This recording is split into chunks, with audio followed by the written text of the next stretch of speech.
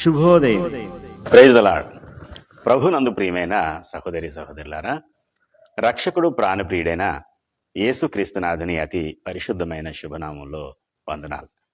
ప్రియమిత్రులారా, దేవుని పరిశుద్ధ వాక్యాన్ని చదువుకుని వాక్యంలో నుండి కొన్ని సంగతులు మనం నేర్చుకుందాం.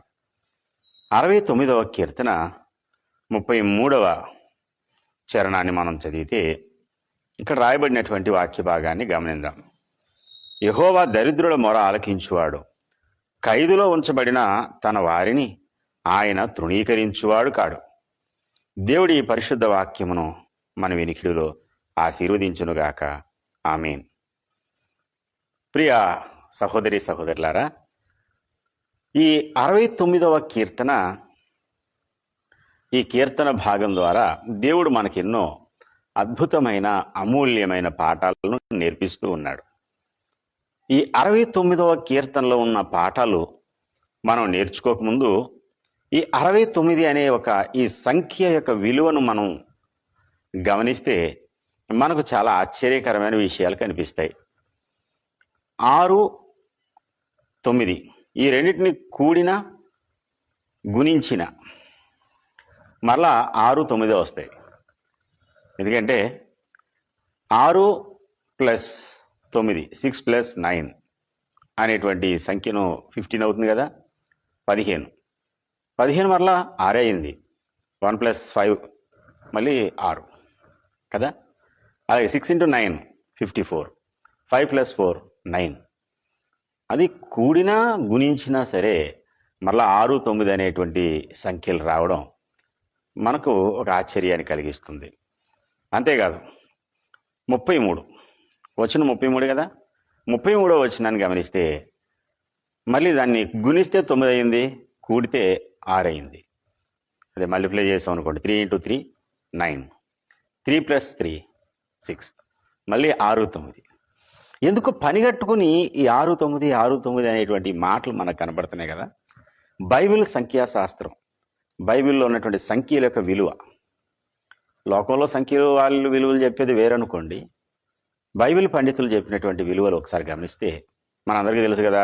1 అంటే దేవుని సంఖ్య, 3 త్రిత్వ సంఖ్య, 6 మానవుని సంఖ్య, 7 సంపూర్ణ సంఖ్య, 12 ప్రాతినిధ్యపు సంఖ్య, ఇలా చాలా సంఖ్య విలువలు చెప్తారు. 13 సాతాను సంఖ్య. మరి 9 6 9 6 మానవుని సంఖ్య. ఎందుకంటే 6వ దినమున దేవుడు నరుని సృజించాడు. మరి 9 దేవుడిచ్చే బహుమతులు, పరిశుద్ధాత్మ కృపావరములు, ఆత్మ ఫలము. అది 9, ఇది 9. 1 కొరింథీ పత్రికలో 9 కృపావరాలను చెప్పాడు. గలతీ పత్రికలో ఆత్మ ఫలములో 9 విషయాలు చెప్పాడు. అంటే ఆత్మదేవుడు మనిషికిచ్చే బహుమతులు 9తో, 9 అనే సంఖ్యతో దేవుడు సూచించాడు.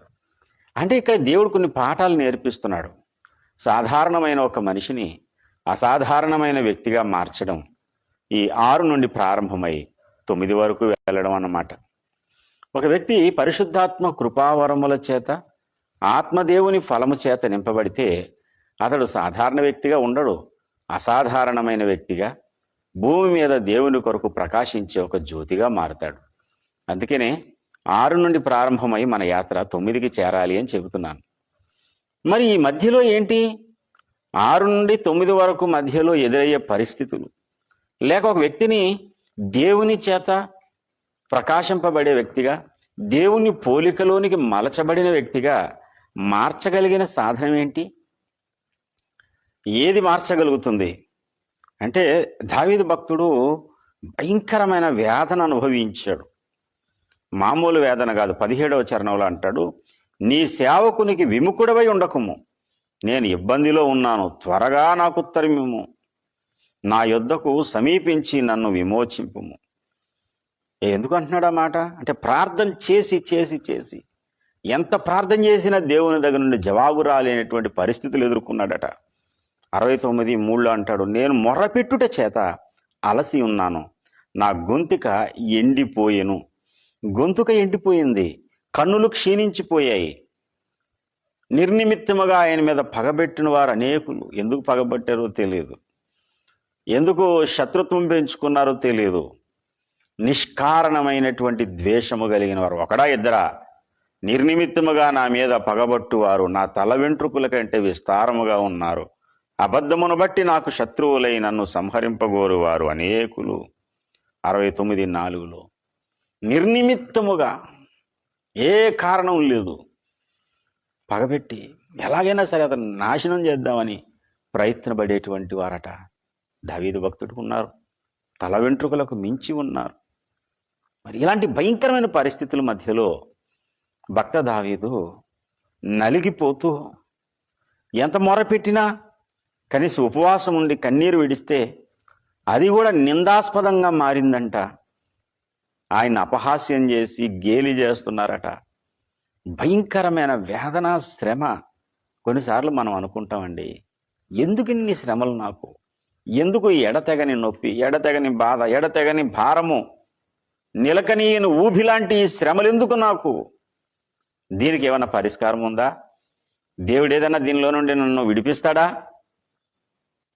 నాకు దప్పికయ్యింది, దాహం తీర్చేవాడు లేడు, భయంకరమైన శ్రమ పడుతున్నాను అని చెప్పి 33 దగ్గరికి వచ్చి అంటాడు, యెహోవా దరిద్రుల మొర ఆలకించేవాడు, ఖైదులో నుంచబడిన తన వారిని తృణీకరించువాడు కాడు. హల్లెలూయా. మొరపెట్టి నా గొంతు ఎండిపోయింది అనేది ఎంత నిజమో, నా దేవుడు తన పిల్లల్ని విడిపించేవాడు. దరిద్రుల మొర ఆలకిస్తాడు, ఖైదులో ఉంచబడిన తన వారిని ఆయన తృణీకరించేవాడు కాడు. తృణీకరించకుండా ఆయన ఆశీర్వాదకరమైన స్థితిలోనికి మారుస్తాడు. అవును, ఒక ఉన్నతమైన ఆశీర్వాదపు మెట్టుకు మనల్ని చేర్చడానికే ప్రభు ఈ భయంకరమైన వేదన, ఈ శ్రమ అనేది మనకు కలిగించేడేమో.